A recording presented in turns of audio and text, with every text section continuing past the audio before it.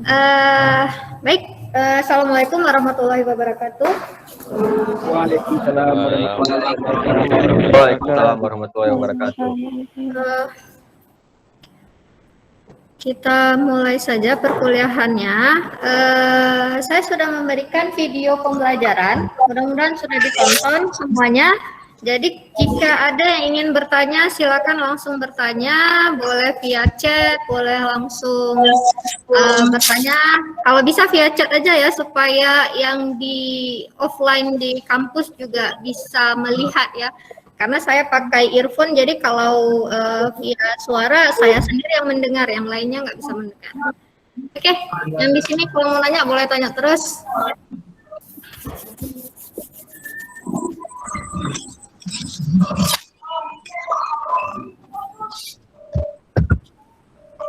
Suara-suara. Saya menanti pertanyaan. Ataukah tidak ada yang bertanya?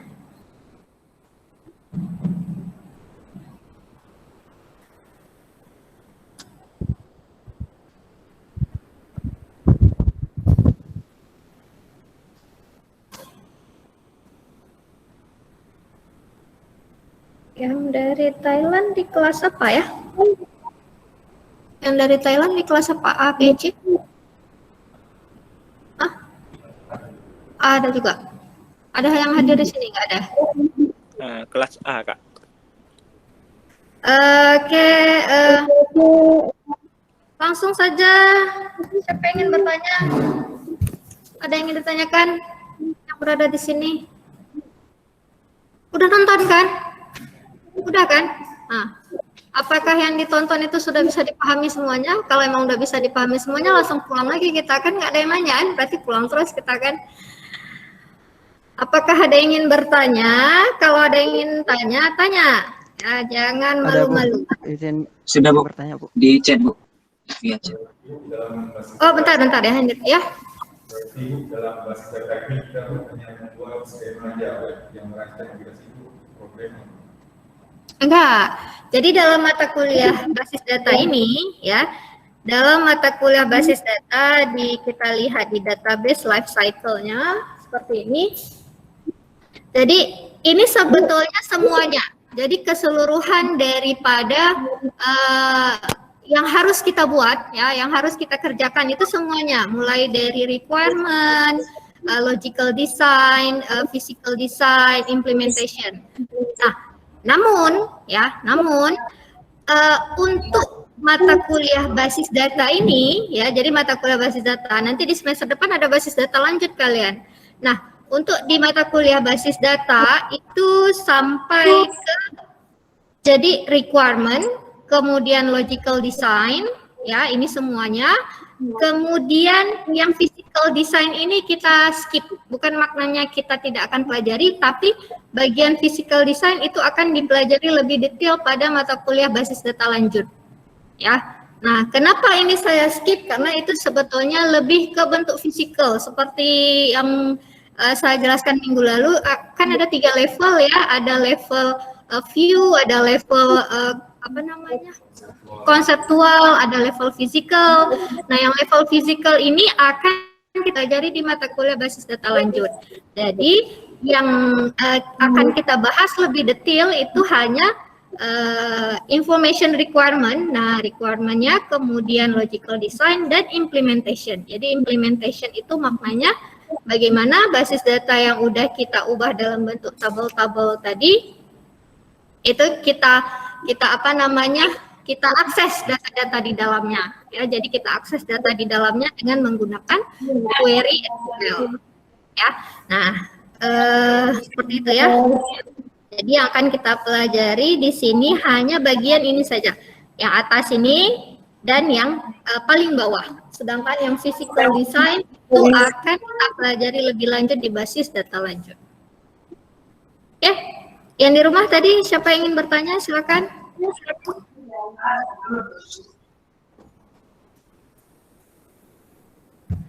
Oke, Arif. Untuk IRD itu digunakan untuk catatan untuk mendesain basis data saja atau diagram tersebut merupakan bentuk diagram yang harus kita masukkan ketika kita membentuk basis data. Oke, nah kembali lagi ke sini. Nah ini istilahnya alur ini penting untuk dipahami ya.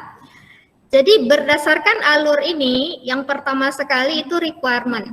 Jadi requirement ini maknanya kalau kita ada suatu kasus istilahnya yang kita selesaikan, ya dalam kasus tersebut kita selesaikan dan dia memerlukan basis data.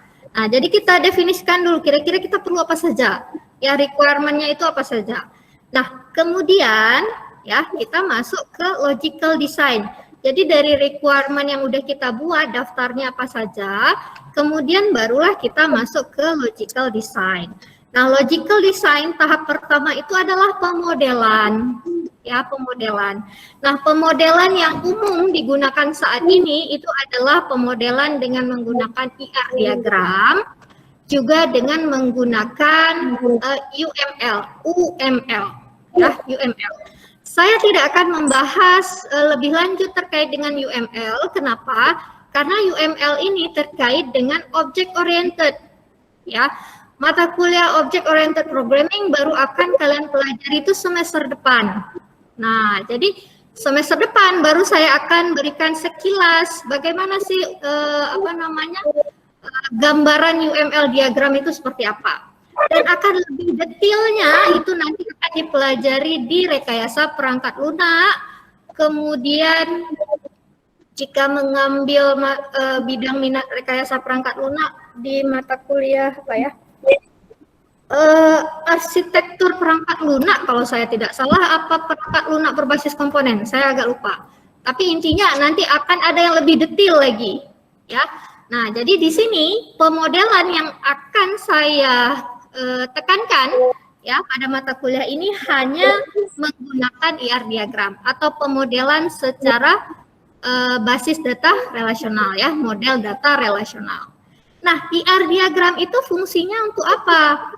Jadi IR diagram ini gambarannya, istilahnya kalau kasusnya itu kita udah tahu nih, ini jadi istilahnya ini suatu perusahaan. Perusahaan itu istilahnya memiliki dia melibatkan siapa saja usernya. Kemudian untuk setiap user tadi memerlukan data seperti apa saja. Data seperti apa yang perlu ditampilkan, data seperti apa yang perlu disimpan, ya. Jadi istilahnya sebagai backupnya saja, tapi datanya itu tetap ada. Nah, semua requirement itu tersebutlah yang kita definisikan pada bagian ini, ya. Nah, terkait dengan lebih detailnya itu sebetulnya nanti kalian lihat lagi di mata kuliah rekayasa perangkat lunak. Nah, namun di sini istilahnya sekilas saja kita lihat bagaimana, kemudian kita akan lebih masuk ke detailnya itu di model, jadi pemodelan. Nah, pemodelannya dengan menggunakan IR diagram.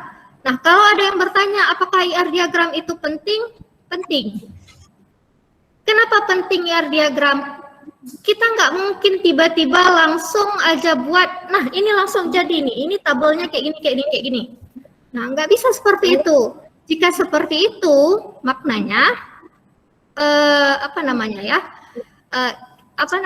kaitan antar tabelnya itu tadi kita masih belum jelas seperti apa.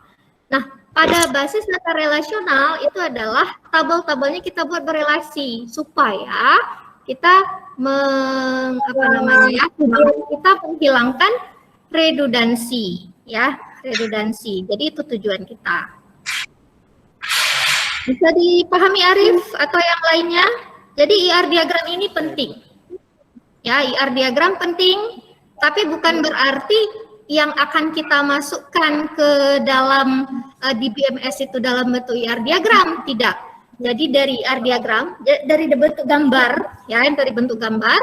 Nah, kemudian nanti ada tahapan untuk mengubah yang dari bentuk gambar tadi menjadi bentuk tabel.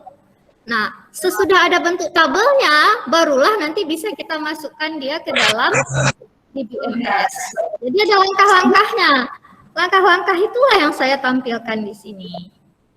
Ya. Oke. Siapa lagi nih yang ingin bertanya? Oke, bisa dipahami? Ya, yang di rumah terkait dengan IR diagram bisa dipahami? Bisa, Bu. Oke. Pertanyaan berikutnya, hubungan many to many ditulis banyak, tidak ditulis end to end, mengapa harus M to N?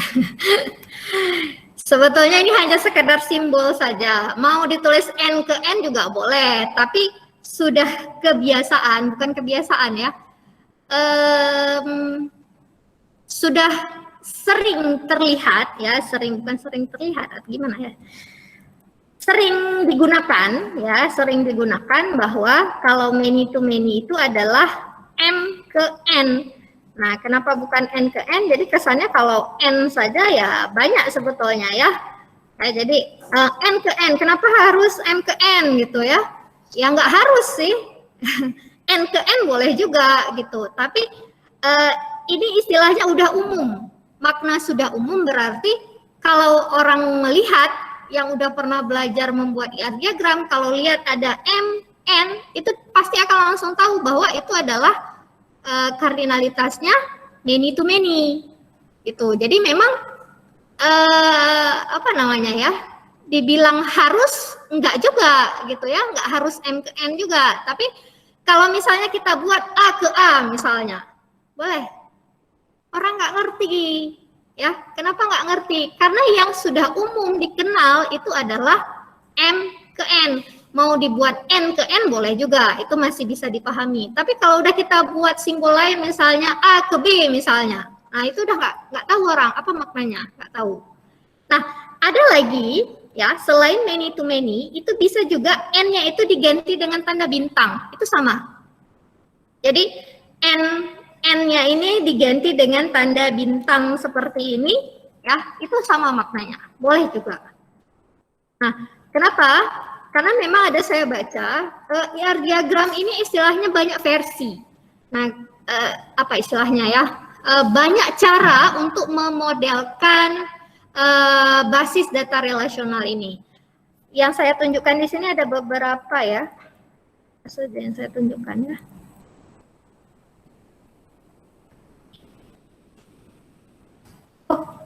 Nggak ada di sini. Oh, di slide minggu depan, Jadi sebetulnya ada banyak bukan simbol, ada banyak cara kita membuat gambaran model basis data relasional ini. Jadi ada versi Chen. Nah, ini yang pertama sekali Chen namanya kalau nggak salah Peter Chen kalau nggak salah. Jadi dikenal dengan nama simbolnya si Chen. Kemudian ada yang crowsfoot. Nah, crowsfoot itu seperti apa namanya ya? Kaki burung. Ya, kaki burung 3 kan biasanya simbolnya kan. Nah, jadi bentuknya seperti ini emang, crowsfoot. Itu ada juga. Kemudian ada min-max. Nah, min-max relasi minimal dengan maksimal ada juga. Kemudian ada notasi ide fix. Nah, ada beberapa memang, ya. Nah, namun di sini saya lebih menekankan 2 saja yang umum yang akan saya sering menggunakannya, yaitu versi Chen. Nah, ini dia yang versi Chen. Jadi entity itu peta. Nah, versi yang lainnya juga yang namanya entity atau entitas itu sama, kotak seperti ini. Nah, sedangkan yang versi Chen ini relationship-nya itu bentuk apa ini istilahnya? Diamond, ya. Jadi bentuknya diamond. Nah, tapi kalau misalnya crowsfoot, nah kalau crowsfoot itu dia nggak pakai relationship seperti ini, tapi langsung garis aja.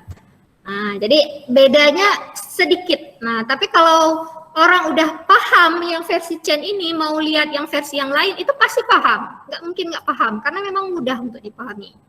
Nah, kenapa tujuannya ada dibuat IR diagram ini? Supaya kita bisa mengkomunikasikan, ya. Kita mengkomunikasikan dari istilahnya suatu perusahaan dia mau buat suatu sistem informasi.